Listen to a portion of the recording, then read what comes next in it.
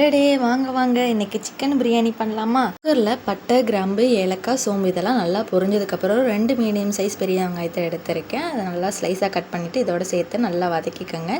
நல்லா வதங்கினதுக்கப்புறம் ஒரு தக்காளி பழம் சேர்த்துக்குங்க. தக்காளி நல்லா வதங்கினதுக்கப்புறம் 1/2 கிலோ சிக்கனை சேர்த்துட்டு அது கூட 2 டீஸ்பூன் அளவு இஞ்சி பூண்டு சேர்த்துருக்கேன். இதெல்லாம் நல்லா வதங்கினதுக்கப்புறம் 1 டீஸ்பூன் அளவு உப்பு சேர்த்துட்டு அது கூட கரம் மசால் பொடி 1 டீஸ்பூன், ஜீரகத்தூள் 2 டீஸ்பூன், பிரியாணி தூள் 2 டீஸ்பூன் சேர்த்துட்டு நல்லா வதங்கினதுக்கப்புறம் 1 டீஸ்பூன் அளவு தயிர் சேர்த்துருக்கேன். இதை நல்லா வதங்கினதுக்கப்புறம் 3 கப் அளவு தண்ணி ஊற்றிருக்கேன்.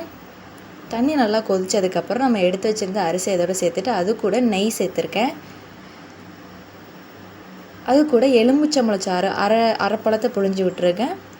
புழிஞ்சு விட்டுட்டு குக்கர் மூடி போட்டுருங்க. 3 விசில் வந்ததுக்கப்புறம் நம்ம இறக்கிக்கலாம்.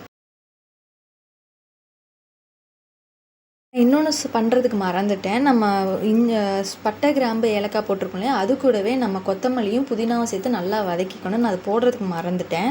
அவ்வளோதாங்க, ரொம்பவே ஈஸியான சிக்கன் பிரியாணி ரெடி ஆகிடுச்சு. உங்களுக்கு இந்த பிரியாணி பிடிச்சிருந்துச்சுன்னா லைக் பண்ணுங்கள், கமெண்ட் பண்ணுங்கள், மறக்காமல் சப்ஸ்கிரைப் பண்ண மறந்துடாதீங்க. Tata, thank you.